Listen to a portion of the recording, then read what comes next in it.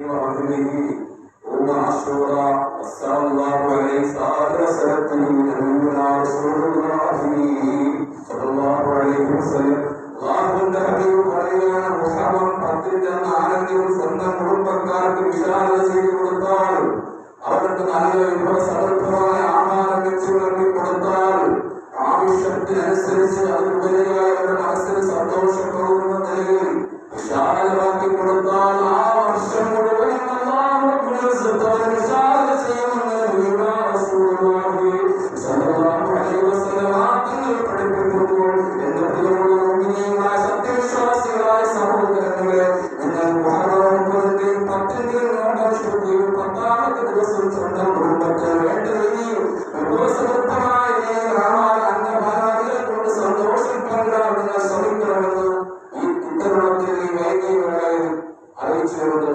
എന്റെ വാക്കുകൾ അവസാനിപ്പിക്കുകയാണ്. നമുക്കിത്ര സമയമേ ഉള്ളൂ.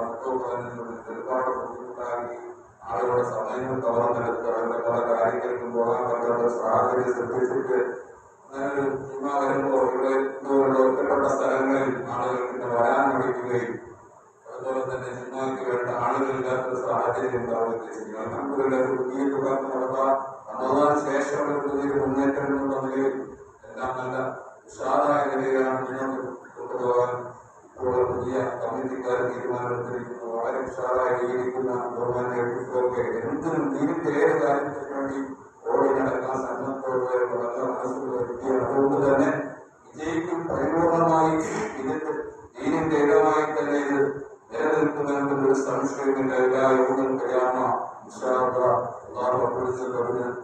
അവസരം നൽകുമാറാകട്ടെ. കൂടി മാറാകട്ടെ. വിശാലമാകട്ടെ. ഉദ്യാനങ്ങളിൽ നിന്ന് ഉദ്യാനമാക്കങ്ങളിലേക്ക് നീ പുറപ്പെടണം. അവരുടെ അകലും പാപങ്ങളും ദോഷങ്ങളും നീ മാറ്റാക്കണം. അവർ അനുഗ്രഹീതമായ സ്വർഗത്തിൽ ഒരുമിച്ച് കൂടാനുള്ള അവസരം നൽകണം. سيدنا محمد وعلى سيدنا محمد وعلى آله وأصحابه أجمعين والحمد لله رب العالمين.